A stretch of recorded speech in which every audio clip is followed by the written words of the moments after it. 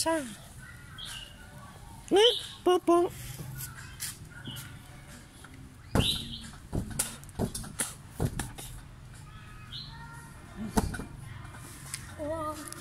sao coi có gò vào lá chỉ à ya một bay tăng ôi ôi bông như thế bông như khoai bông khoai bông là nữa tao tưởng thế nữa đó là bố cô nữa bố bay bay nha nè bay nữa cho coi cho nó chị cho nó chậu cái lúc không một khét tới tôi thì chúng mình không còn nghĩ cái này nữa bố cô nó không chị cái lúc nè nào mà ha làm nó tốt không hả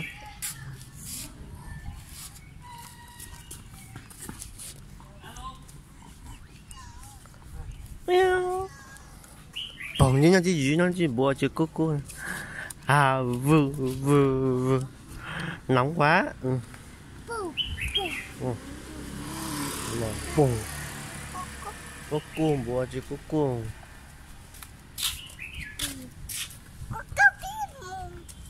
nó tí gì nữa hả anh cho tí gì rồi sao một lù gì cô rồi chỗ nó lên nó tí gì sẽ tròn ở chiếc cua nhau nha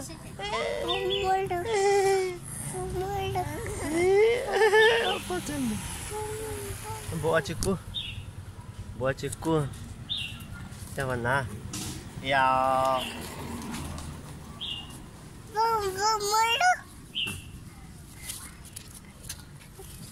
đấy chiếc cua bông cái cúp bông nó bộ chiếc cua ôi yu quỳ bông mất làm bộ kìa không bộ chiếc cua bộ mãi mi chiếc cua bộ mãi mi chiếc cua ui là gì là ôi quê lo chẳng tới đâu ui xí xíu mà giống như cũng chẳng tới đó cũng chẳng tới đó thế nè nà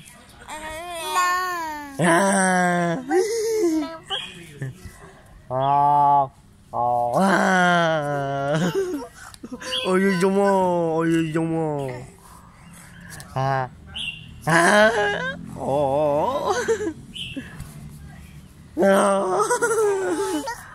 bữa mãi à bữa mãi mấy nè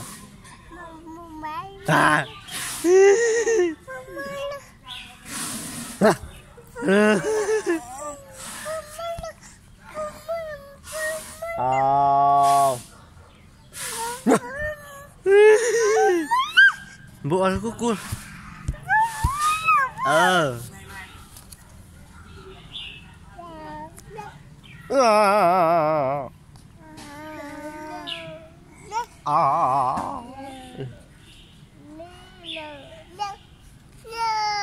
mày mama mẹ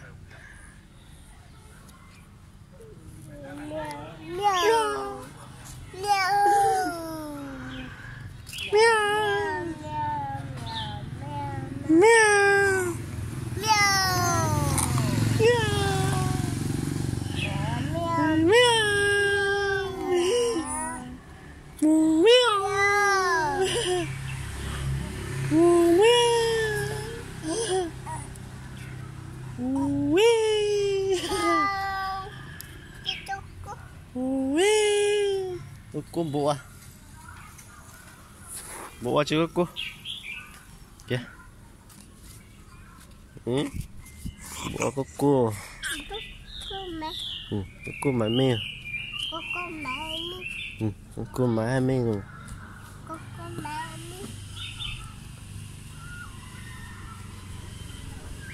Dạ.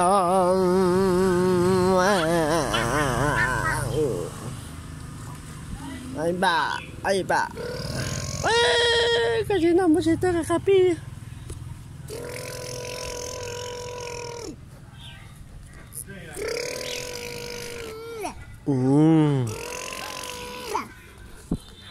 Api à? Api nè, api, sapi. Tôi biết kìa.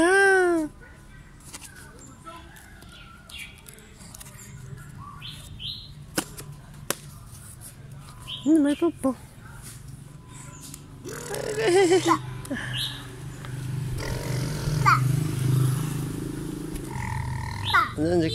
Anh chỉ có kapang na na. Kulo mimi kap. Cha, papa ho cha ha. Nega spot cha lum bay no. Nằm mãi à. Đi đọc pin mộ, bây giờ chỉ bỏ trăng chuyện nè. Một phải tỷ lệ nó nào xem một trăng chuyện nhá hả? Một phải tỷ lệ nó không lo chứ.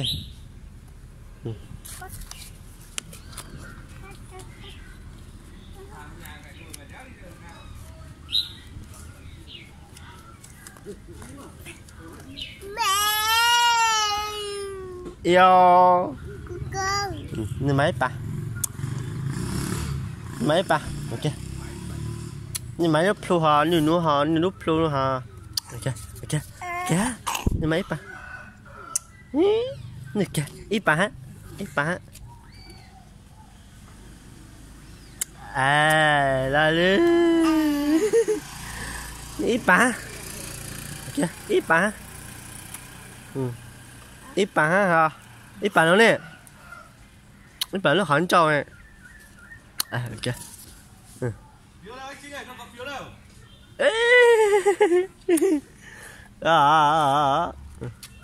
Ít bằng.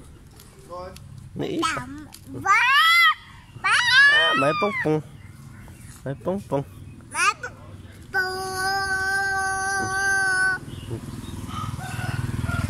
Nhớ bảo nó bông máy. Nhớ bảo nó bông máy. Nhớ bảo này. Bảo nó bảo là nó ha mà khai đó này bùa máy à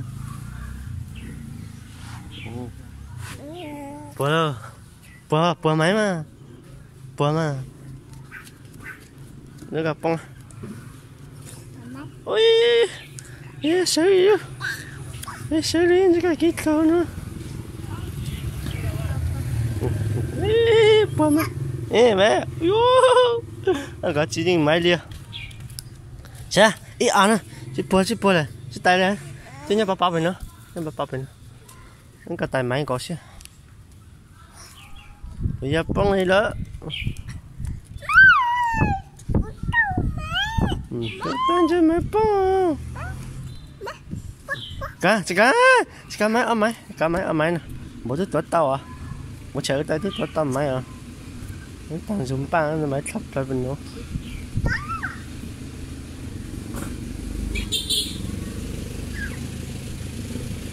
ui mấy toàn dùng ba này này mấy toàn dùng ba này này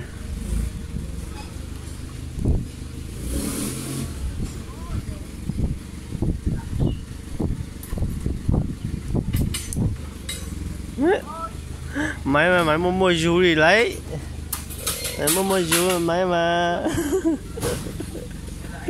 nó bắt tí xí xí các mua dù nó cũng dính là chứ mua gì thì cũng dính là chứ yếu làm là chỉ tăng làm lắc quá black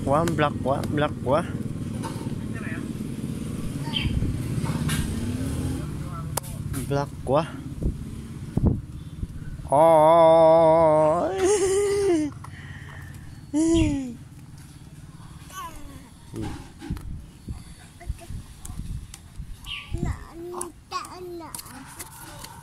hả ba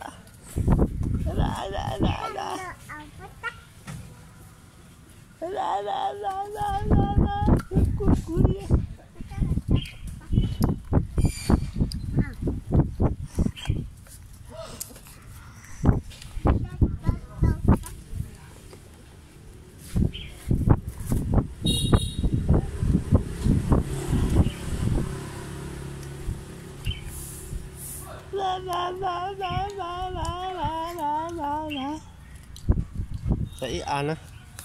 이거 봐봐.